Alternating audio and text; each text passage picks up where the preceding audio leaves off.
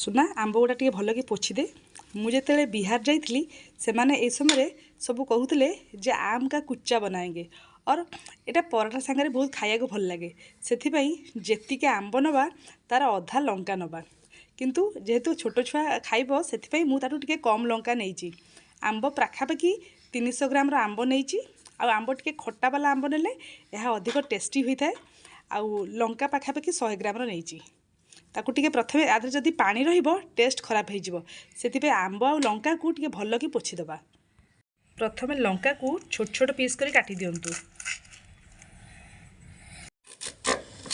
तापरे चोपा लंका आंब को टिक टिक पीस करके काटिदबा काटिकी टिके छेचिदबा आंब को भल कि छेचिदबा आंब को छेची देला परे लंका को भी टिके चुना चुना करी छेचिदबा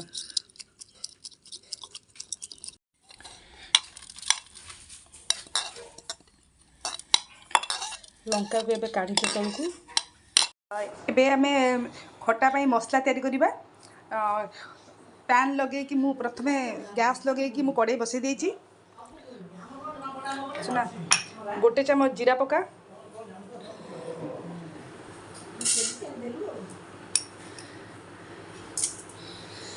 3 चम्मच पान मधुरी पका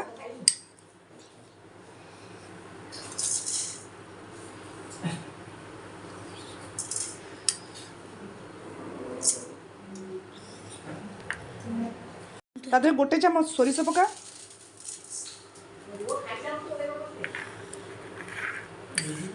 गोटे चम्मच मेथी ताको भल भाव में टिके भाजी दे टिके तार कलर चेंज हो गले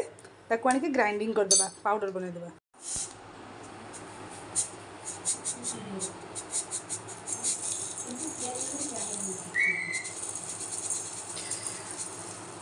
तापर तार कलर टिके चेंज हो गला परे ताको ग्राइंडिंग कर देबा।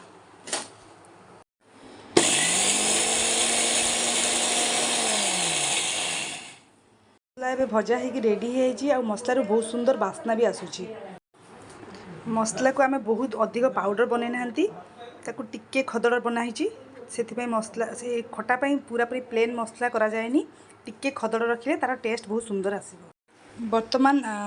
सोरिष तेल टिके गरम करदबा मु पाखापाखि सेतिके आंब पई गोटे बाउल फुल सोरिष तेल नहीं तेल टिके भल भाव में गरम करदेले गरम करवा और ठंडा हला पर ताको जाके आचार रे मिसेइबा से टिके गरम हो जाऊ आमे टिके समय ताको छाड़ी दबा। बाउल नबा ताधरे आंब को और लंका को पकेइबा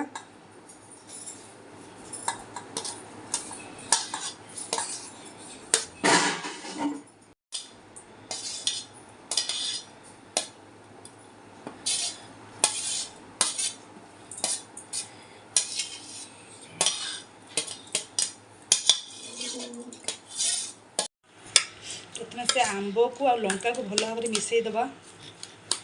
मिसैला परे हमें पाखापाखि एतिक आंब 2 चम्मच लुण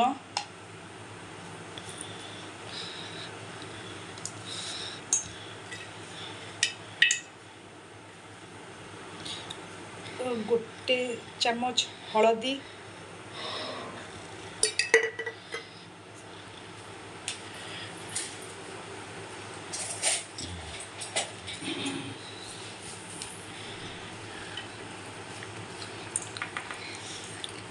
और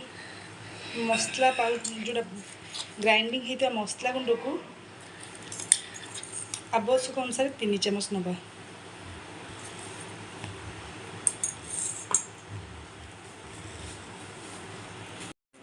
आपको भल भाव में गोड़े दबा जदि लगे हलदी कम होची बोली आप आउ टिके हल्दी भी ऐड कर पारे।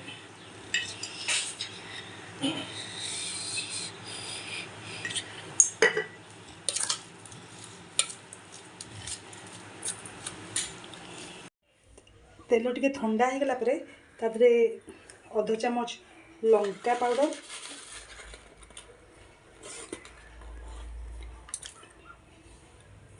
अध चामच मेथी और अध चामच पानमधुरी पकेबा और अध चामच हेंगु पकई ताको भल भाव गोले देबा।